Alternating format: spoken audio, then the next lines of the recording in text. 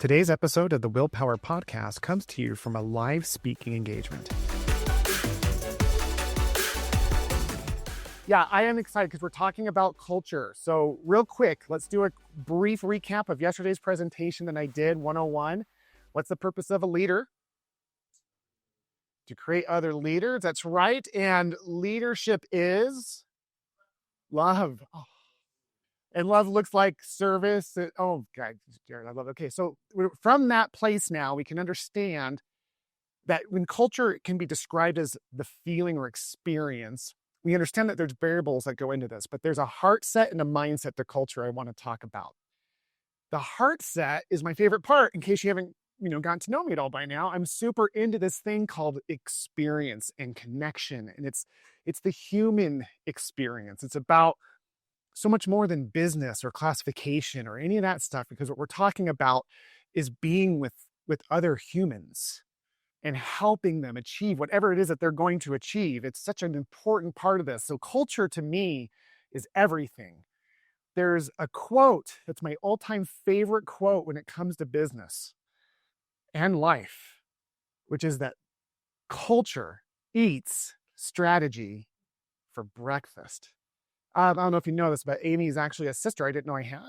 Well, actually, both Amy's. Amy, from a training perspective, she and I were just like whole time we were talking like, yeah, because we were trained in the same thing. But why do you guys, let me start with that. Why do you think culture eats strategy for breakfast? What does that mean to you? What does that sound like to you? Or like, I have no idea. Yeah. I would say that strategy has to be built by people. No matter how well strategy is, compact strategy doesn't matter. And so you have to people. Yes. People strategy how well. I love that. That culture and connection is bigger than any plan. Yes. And I feel like along with that, the people drive the strategy. So it can go either way, right? If whatever you take in is what you get out. So if the culture is something that takes in the strategy and then perpetuates it, it's going to be a great strategy, right? But if the culture is against the strategy, Absolutely. And to use what Simon Sinek said yesterday, going those 3 circles, remember this? That centermost circle was what? Why?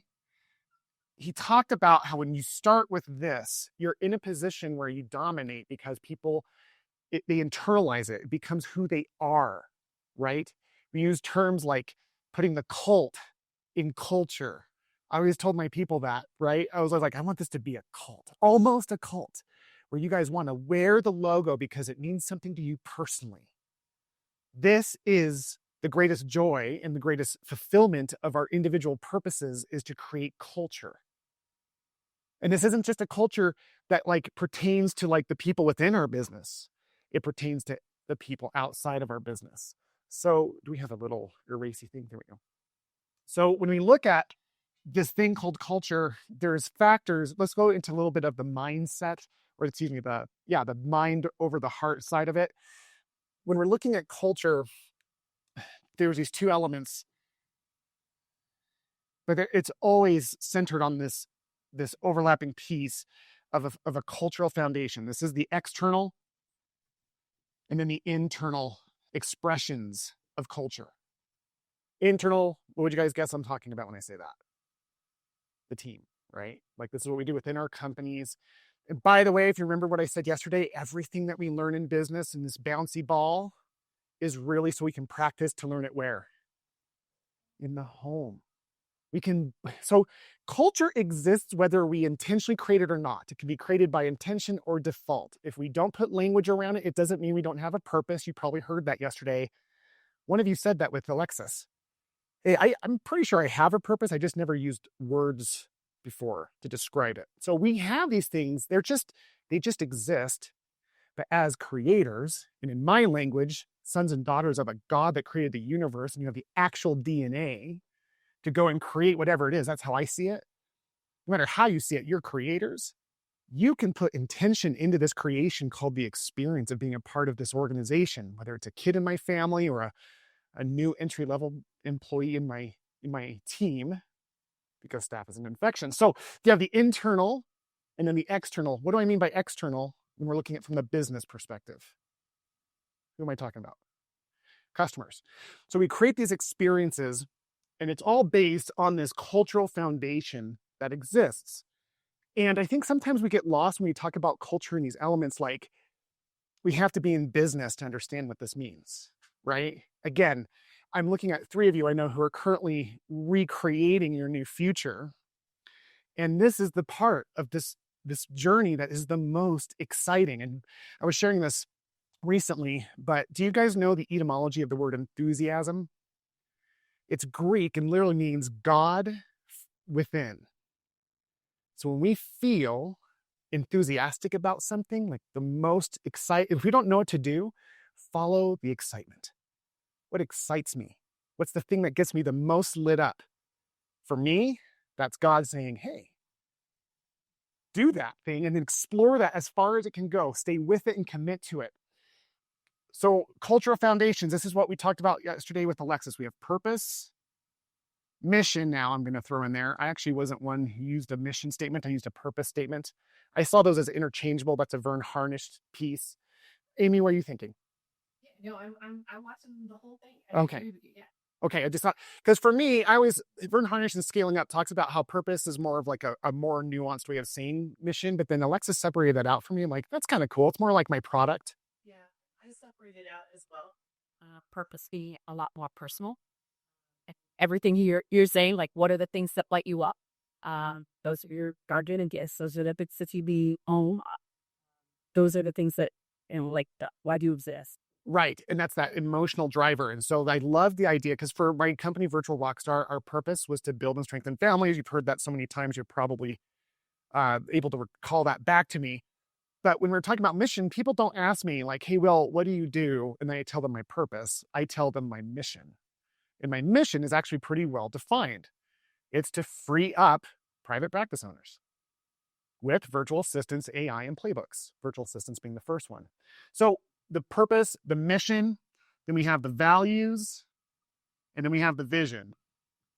This is the foundation of our culture. And I want you to think about it in a couple different angles. The first is that your purpose comes from your past, and it always has to be from the founder. It's why you exist. And Alexis was talking about it from a marketing angle yesterday about how you develop a story around it. But here's the power in this. The story is how people psychologically are going to connect to your culture. It's the story of why you started what you're doing. And it's just the authentic truth around it. So my physical therapy practice, Rise Rehab, started when I fell off a mountain when I was 17, trying to impress a girl rock climbing on a Friday the 13th. That's a good beginning of a story. I fell 50 feet because I wasn't using ropes. At 130 pounds, I wanted to see every one of my skinny muscles. I broke 21 bones, both arms, both legs. It's when one of my shoes is 3 inches bigger than the other because I do this when I don't have shoes on. I had 8 surgeries. I still have surgeries. But my physical therapist, Connie Clemens, came in like a ball of light and hope, right? This is how I led recruiting stories. This was when I was the only provider. This is what I told my clients. This is why I became a physical therapist. It began in my past. Values, and by the way, we're going to talk just briefly about how we can use messaging to create that experience for people, because nothing creates experience better than a story. But the middle, the values, is the present. That's the stand we're taking in the world. Those are the words we use to describe the filter by which all decisions will be made. What do we stand for? And then the future is the vision. Right? So another way to look at that for those who are in healthcare is that the purpose is your heart, the emotional heart. The values is your musculoskeletal system, because it's what moves you through space, and your vision in your eyes, right? And the brain, the leadership that oversees all this. So I understand that culture is not a new concept for you, but I think it's important to hit the foundation of this before we start sharing best practices. I have all sorts of ideas of how to do this, but I understand this is a room of entrepreneurs, leaders, and experts. What are some of the coolest ways that you guys have been able to express your company culture internally and externally? Anything come to mind? Brian? Yeah, I mentioned yesterday the diaper program because I couldn't pay for diapers for my kids. Black February came, so I didn't have enough money. So we started paying for diapers for all of our stack who have children under 2 years old. So every month they get a diet. It's called the Week 8 program because Week 8 is diaper spelled backward. And it's ironic in some ways. Right. So yeah. So we do that. And every month, everybody who has a child under 2 years old in our company just gets a box of diapers. It's sort of like a rainbow in the sky. I love that. And so how did you communicate that? Did you put any PR behind that? Did you advertise that internally? Well, when we first pushed it out to the entire company, it was a big kind of like, this is what we're doing for everybody. And even 90% of the company that are like, oh man, that's not us anymore. And they were like, our company does this, but every month you send out emails, and then it's also in the newsletter. So it shows up all the time. That's amazing. Why is it important to put PR behind our cultural initiatives? Yeah, man. So why all of you want to be on social media. All of you want to be on social media. All of you want to be on social media. Okay? Those of you who are doing it, I'm looking at a few that I know, it's like, man, it's a game changer. We are in a period of time, as Gary Vee says, that has never been better in terms of marketing and public relations, because anyone can pick up their phone and just create value from a place of what they're passionate about. Right? And passion is that underlying thing around it. So I don't care if you have no idea what you want to do, or you're so clear that you have 1 million clinics and you're starting 30 other businesses and frankly killing them all. Like, I want all of you to get in the habit of putting it out there. And yeah, it sucks. I've been doing it for a year, and it's been so humbling to see comments like, well, I won't get into them because they're personal and offensive. But for so many on the other side of it, it's this powerful thing of like, wow, that really spoke to me. It's opened doors for me I can't describe. Real quick example, I started doing this thing on LinkedIn called the gratitude posts. I literally learned this from nobody. I just thought I need more gratitude in my life because things started getting heavier, and gratitude is the greatest thing. So I would just get online and start, who am I grateful for today? And I just start posting about them. I think I posted about you. Yes, because I worry because I forget who I post. I'm like, did I already post about Jared? But I'll just post about it. One day I was posting about a leader that I've never met, Vern Harnish, who wrote Scaling Up, which is a Bible for me of business books. Very big guy, whatever. And he saw my post because I tagged him. I'm not stupid. I'm going to tag him. But I tagged him, and he's like, hey, that was a really touching story. Can I feature you in my online magazine? That online magazine opened up a couple of stages that I spoke on and drove in over $250,000 of revenue. And I wasn't trying to get the revenue. I'm just saying social media works. We had another hand back here for how you guys have implemented, sorry, I kind of went on a tangent. Anyone else? Got Jared. One of the things that we do is starting with why and our purpose and our values, and every team meeting that we have, we state it, and we start the meeting. And it's not so much to be so repetitive or overkill, but we sup at that. And I highlight every single boy is my guy uses for that since the last meeting. Every week. Every meeting, someone gets highlighted on how he get done. We hire the values. Bring another sessions of who we're hiring yet during.